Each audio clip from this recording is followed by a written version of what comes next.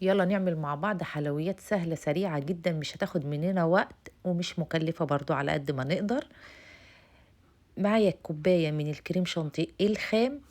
طبعا لو عندك محلى مفيش مشكلة، عليه كوباية إلا ربع من اللبن الساقع جدا. اضربيهم لمدة 5 دقايق لحد ما يتقل ويبقى متماسك. بعد ما هنضربه لمدة 5 دقايق ويبقى متماسك هندخله التلاجة على الرف ونسيبه لحد ما نجهز بقى الحلبة بتاعتنا عشان نشتغل بيه يكون مسك نفسه وجمد. جهزي لفة من الجلاش، طبعا يكون طازة كده، يفضل يبقى طري وحلو.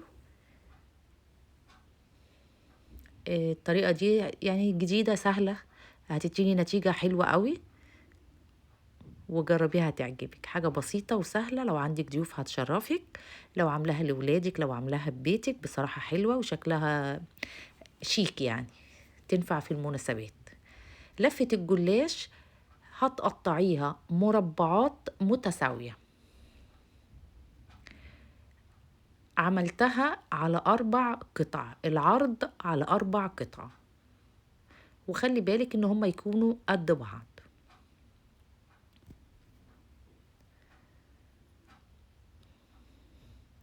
بعد كده قطعي بالطول، احنا قطعنا بالعرض 4، هنقطع بالطول من النص. طبعا هنبتدي سواء في العرض هنقطع اول حاجة بالنص، وبعد كده نقسم الطرفين برضو الطول نفس الحكاية، هتقطعي بالنص وبعدين قسمي الأطراف. هاخد مربع، الطبقات بتاعته دي هقسمها 2. أول حاجة بقى هاتي صينية الكب كيك بتاعتك، لو ما عندكيش صينية الكب كيك هاتي الكب كيك الفويل أو السيليكون، ده هيقضي الغرض برضو، ورصيهم على اي صينية عندك ودخليهم الفرن. موجودة صينية الكب كيك عندك اشتغلي بيها.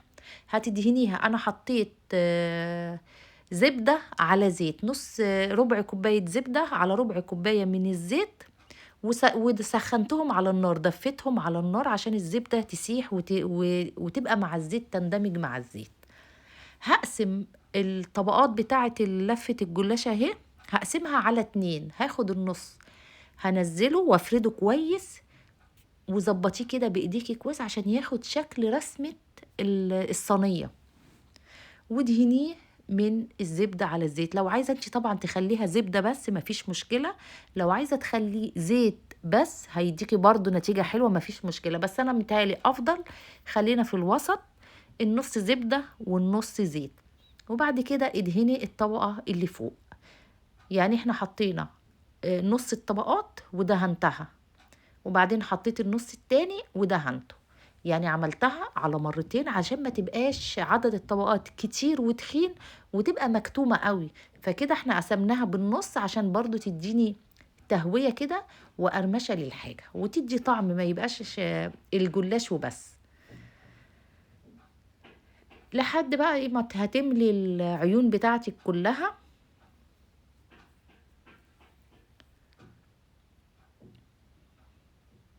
الفرن بتاعك بتسخنيه على درجة حرارة 170، الرف اللي في النص هتسخنيه 10 دقايق، على ما تخلصي هتدخلي الصينية هي بالظبط 7 دقايق، مش هتاخد معاكي وقت، وهتشغلي فوق وتحت لمدة 7 دقايق.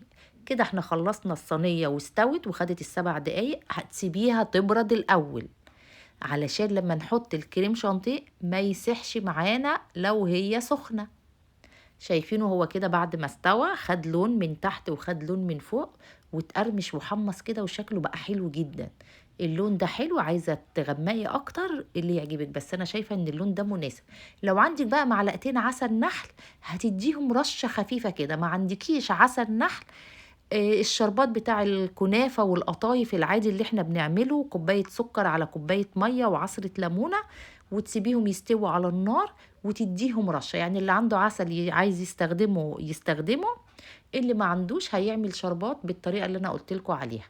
وبعد كده هعبي الكريم شانتيه بتاعي في كيس الحلواني، وابتدي انزل بيه على الجلاش. لازم الجلاش بتاعك يبقى بارد علشان الكريم شانتيه ما يسحش يا جماعة لو نزل والجلاش بتاعنا سخن. هنخلص وندخلها التلاجة برضو عشان ايه، تسقع وتبقى حلوة. وزيني بقى لو عندك فستق مجروش حطي، لو عندك سوداني، دي شوكولاتة، اي حاجة موجودة عندك زيني بيها، هتديكي شكل حلو وشكل جمالي جميل قوي. وشكلها شيك، تنفع في المناسبات، في أعياد الميلاد، عندك ضيوف عاملاها اللي في كده طبيعي كده للولاد، هتعجبهم وهتديكي طعم حلو.